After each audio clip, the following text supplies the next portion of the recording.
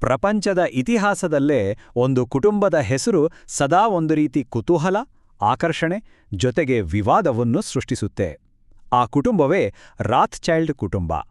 ಹಾಗಿದ್ರೆ ಬನ್ನಿ, ಇವತ್ತು ನಮಗೆ ಸಿಕ್ಕಿರೋ ಮಾಹಿತಿ ಆಧಾರದ ಮೇಲೆ ಅವರ ಕಥೆಯ ಹಿಂದಿರೋ ದಂತಕಥೆ ಮತ್ತೆ ನಿಜಾಂಶ ಏನು ಅಂತ ಒಂದು ನೋಟ ಹರಿಸೋಣ. ಹಾಗಾದ್ರೆ ನಮ್ಮ ಈ ವಿಶ್ಲೇಷಣೆಯನ್ನ ಒಂದು ತುಂಬಾನೇ ಮುಖ್ಯವಾದ ಪ್ರಶ್ನೆಯಿಂದ ಶುರು ಮಾಡೋಣ. ಏನಪ್ಪಾ ಅಂದ್ರೆ, ಈ ರಾತ್‌ಚೈಲ್ಡ್ ಕುಟುಂಬ ನಿಜವಾಗ್ಲೂ ಜಗತ್ತಿನ ಅತ್ಯಂತ ಶಕ್ತಿಶಾಲಿ ಕುಟುಂಬನ?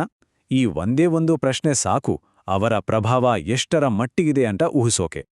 ಅವರ ಬಗ್ಗೆ ಇರೋ ದಂತಕಥೆಗಳನ್ನ ಕೇಳಿದ್ರೆ ನಿಜಕ್ಕೂ ತಲೆ ತಿರುಗುತ್ತೆ. ಕೆಲವರ ಪ್ರಕಾರ ಇವರೇ ನಿಜ ಜೀವನದ ಇಲ್ಯೂಮಿನಾಟಿಯಂತೆ. ಅಷ್ಟೇ ಅಲ್ಲ, ಇಡೀ ವಿಶ್ವ ಬ್ಯಾಂಕನ್ನೇ ಖರೀದಿ ಮಾಡೋ ಶಕ್ತಿ ಇವರಿಗಿದೆ. ಲಾಭಕ್ಕೋಸ್ಕರ ಯುದ್ಧ ಮಾಡ್ತಿರೋ ಎರಡೂ ದೇಶಗಳಿಗೆ ದುಡ್ಡು ಕೊಡ್ತಾರೆ.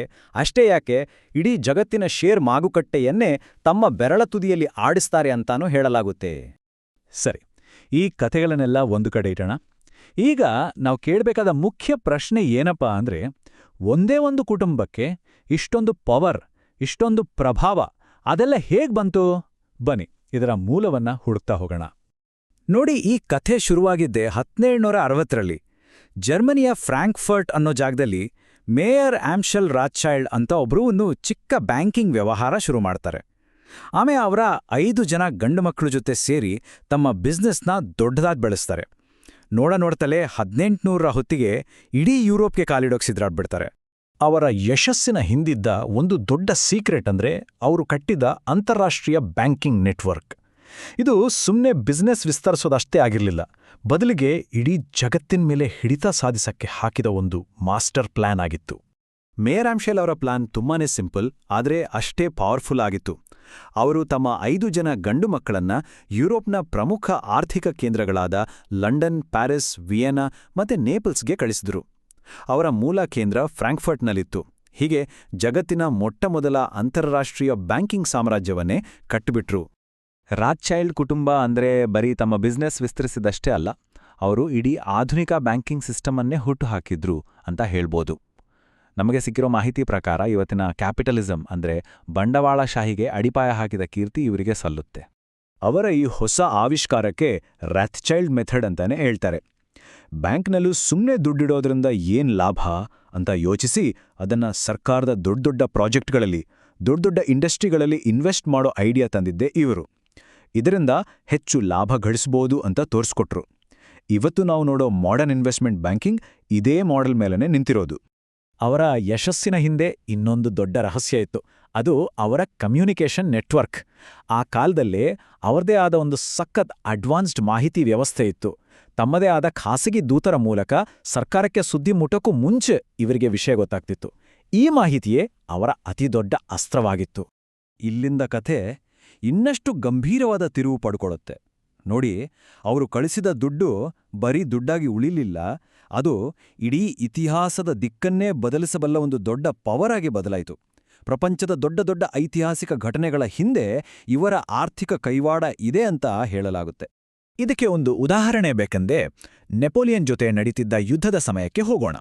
ಬರೀ 1815 ಒಂದೇ ವರ್ಷದಲ್ಲಿ ನ್ಯಾಥನ್ ರಾತ್‌ಚೈಲ್ಡ್ ಬ್ರಿಟನ್ ಮತ್ತೆ ಅದರ ಮಿತ್ರ ದೇಶಗಳಿಗೆ ಯುದ್ಧ ಮಾಡೋಕೆ ಅಂತ ಬರೋಬ್ಬರಿ 9.8 ಮಿಲಿಯನ್ ಪೌಂಡ್ಗಿಂತ ಹೆಚ್ಚು ಸಾಲ ಕೊಟ್ಟಿದ್ರು.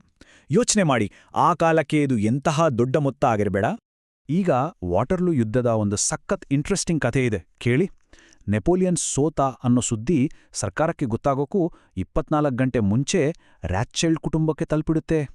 ಆಗ ನ್ಯಾಥನ್ ರಾತ್‌ಚೈಲ್ಡ್ ಒಂದು ಗೇಮ್ ಪ್ಲೇ ಮಾಡ್ತಾರೆ. ಅವ್ರು ತಕ್ಷಣ ತಮ್ಮ ಹತ್ರ ಇದ್ದ ಬ್ರಿಟಿಷ್ ಶೇರ್ಗಳನ್ನೆಲ್ಲ ಮಾರೋಕ್ ಶುರು ಮಾಡ್ತಾರೆ.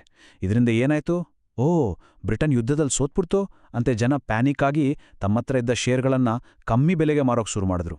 ಇದೇ ಸಮಯ ನೋಡಿ ರಾತ್‌ಚೈಲ್ಡ್ ಏಜೆಂಟ್ಗಳು ಸೀಕ್ರೆಟ್ ಆಗಿ ಆ ಎಲ್ಲ ಶೇರ್ಗಳನ್ನ ಕೊಂಡುಕೊಂಡ್ರು. ಕೊನೆಗೆ ಬ್ರಿಟನ್ ಗೆದ್ದಿದೆ ಅನ್ನೋ ಅಫಿಷಿಯಲ್ ನ್ಯೂಸ್ ಬಂದಾಗ ಶೇರ್ ಮಾರುಕಟ್ಟೆ ರಾಕೆಟ್ ಥರ ಮೇಲ್ಹೋಯ್ತು. ಈ ಒಂದೇ ಒಂದು ಪ್ಲಾನ್ನಿಂದ ರಾತ್‌ಚೈಲ್ಡ್ ಕುಟುಂಬದ ಸಂಪತ್ತು ರಾತ್ರೋರಾತ್ರಿ 10 ಪಟ್ಟು ಹೆಚ್ಚಾಯ್ತು ಅಂತ ಹೇಳಲಾಗುತ್ತೆ. ಇದಕ್ಕಿಂತ ಶಾಕಿಂಗ್ ಆದ ಇನ್ನೊಂದು ಆರೋಪ ಇದೆ. ಅದೇನಂದ್ರೆ, ಮೊದಲ ಮತ್ತು ಎರಡನೇ ಮಹಾಯುದ್ಧಗಳ ಸಮಯದಲ್ಲಿ ಇವರು ಯುದ್ಧ ಮಾಡ್ತಿದ್ದ ಎರಡೂ ಕಡೆವರೆಗೆ, ಅಂದ್ರೆ ಮಿತ್ರ ರಾಷ್ಟ್ರಗಳಿಗೂ ಸರಿ, ಅವರ ವಿರೋಧಿಗಳಾದ ಆಕ್ಸಿಸ್ ರಾಷ್ಟ್ರಗಳಿಗೂ ಸರಿ, ಇಬ್ಬರಿಗೂ ಹಣ ಸಹಾಯ ಮಾಡಿದ್ರು ಅನ್ನೋ ವಾದ ಇದೆ. ಇದರ ಹಿಂದಿದ್ದ ಒಂದೇ ಉದ್ದೇಶ ಲಾಭ ಮತ್ತೆ ಕೇವಲ ಲಾಭ ಅನ್ನೋದು ಈ ಆರೋಪದ ತಿರುಳು. ಅಷ್ಟೇ ಅಲ್ಲ, ಕೆಲವು ಮೂಲಗಳು ಹೇಳೋ ಪ್ರಕಾರ ಆರೋಪ ಇನ್ನೂ ಒಂದು ಹೆಜ್ಜೆ ಮುಂದೆ ಹೋಗುತ್ತೆ. ಮೊದಲನೇ ಮಹಾಯುದ್ಧ ಶುರುವಾಗೋಕೆ ಬೇಕಾದ ಪರಿಸ್ಥಿತಿಯನ್ನೇ ಈ ಕುಟುಂಬ ಸೃಷ್ಟಿ ಮಾಡಿತ್ತು. ಯಾಕಂದ್ರೆ ಯುದ್ಧದಿಂದ ಬರೋ ಲಾಭದ ಮೇಲೆ ಅವರ ಕಣ್ಣಿತ್ತು ಅಂತ ಹೇಳಲಾಗುತ್ತೆ. ಅವರ ಪ್ರಭಾವ ಬರೀ ಯುದ್ಧಗಳಿಗೆ ಮಾತ್ರ ಸೀಮಿತವಾಗಿರಲಿಲ್ಲ ಅಂತನೂ ಹೇಳಲಾಗತ್ತೆ. ಉದಾಹರಣೆಗೆ, ಬ್ರೆಜಿಲ್ಗೆ ಪೋರ್ಚುಗಲ್ನಿಂದ ಸ್ವಾತಂತ್ರ್ಯ ಸಿಗೋಕೆ ಹಣಕಾಸು ಒದಗಿಸಿತು. ಬ್ರಿಟಿಷ್ ಸರ್ಕಾರ ಸೂಯೆಜ್ ಕಾಲುವೆಯನ್ನ ಖರೀದಿ ಮಾಡೋಕೆ ಲೋನ್ ಕೊಟ್ಟಿದ್ದು, ಯುದ್ಧ ಮುಗಿದ ಮೇಲೆ ದೇಶಗಳನ್ನ ಮತ್ತೆ ಕಟ್ಟೋಕ್ಕೆ ದುಡ್ಡು ಕೊಟ್ಟಿದ್ದು. ಹೀಗೆ ಹಲವಾರು ಐತಿಹಾಸಿಕ ಘಟನೆಗಳ ಹಿಂದೆ ಇವರ ಆರ್ಥಿಕ ಪಾತ್ರ ಇದೆ ಅಂತ ವಾದಗಳಿವೆ. ಸರಿ, ಇಷ್ಟೆಲ್ಲ ಆಯ್ತು. ಹಾಗಾದ್ರೆ ಇವತ್ತಿನ ಕಥೆ ಏನು? ಈ 21ನೇ ಶತಮಾನದಲ್ಲಿ ಈ ಕುಟುಂಬ ಎಲ್ಲಿದೆ, ಹೇಗಿದೆ? ಅವರ ಬಗ್ಗೆ ಇರೋ ಆ ಹಳೆ ಕಥೆಗಳು, ಆ ದಂತಕಥೆಗಳು ಇವತ್ತಿಗೂ ಜೀವಂತವಾಗಿದೆಯಾ? ಬನ್ನಿ ನೋಡೋಣ. ಕೆಲವೊಂದು ವರದಿಗಳ ಪ್ರಕಾರ ಇವತ್ತಿಗೂ ಅವರ ಒಟ್ಟು ಆಸ್ತಿ ನಮ್ಮ ಊಹೆಗೆ ನಿಲುಕದ್ದು. ಅವರ ನಿವ್ವಳ ಮೌಲ್ಯ $400 ಬಿಲಿಯನ್ ಜಾಸ್ತಿ ಅಂತ ಅಂದಾಜಿಸಲಾಗಿದೆ. ಪ್ರಪಂಚದಾದ್ಯಂತ 1800ಕ್ಕೂ ಹೆಚ್ಚು ಅರಮನೆಗಳು, 100ಕ್ಕೂ ಹೆಚ್ಚು ಪ್ರೈವೇಟ್ ಜೆಟ್ಗಳು.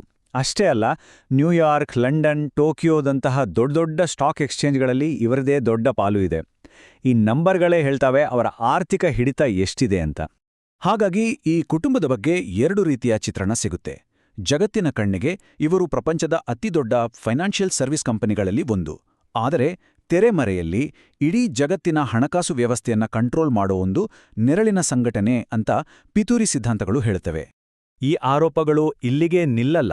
ಇಡೀ ಜಗತ್ತಿನ ಹಣದ ಪೂರೈಕೆಯನ್ನೇ ಇವರು ನಿಯಂತ್ರಿಸ್ತಾರೆ, ಯಾರ ಕಣ್ಣಿಗೂ ಕಾಣದ ಹಾಗೆ ಭೂಗತರಾಗಿ ಕೆಲಸ ಮಾಡ್ತಾರೆ ಅನ್ನೋ ಥಿಯರಿಗಳೂ ಇವೆ. ಅಷ್ಟೇ ಅಲ್ಲ, ಅಮೆರಿಕದ ಅಧ್ಯಕ್ಷ ಜಾನ್ ಎಫ್ ಕೆನೆಡಿ ಸೇರಿದಂತೆ ಇನ್ನೂ 5 ಜನ ವಿಶ್ವ ನಾಯಕರ ಹತ್ಯೆಯ ಹಿಂದೆ ಇವರ ಕೈವಾಡ ಇದೆ ಅನ್ನೋ ಗಂಭೀರ ಆದರೆ ಸಾಬೀತಾಗದ ವದಂತಿಗಳೂ ಇವೆ.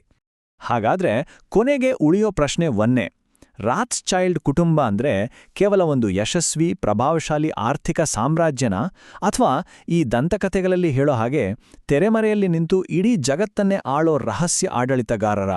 ಈ ಪ್ರಶ್ನೆಗೆ ಉತ್ತರ ಹುಡುಕೋದು ಅವರವರ ವಿವೇಚನೆಗೆ ಬಿಟ್ಟಿದ್ದು.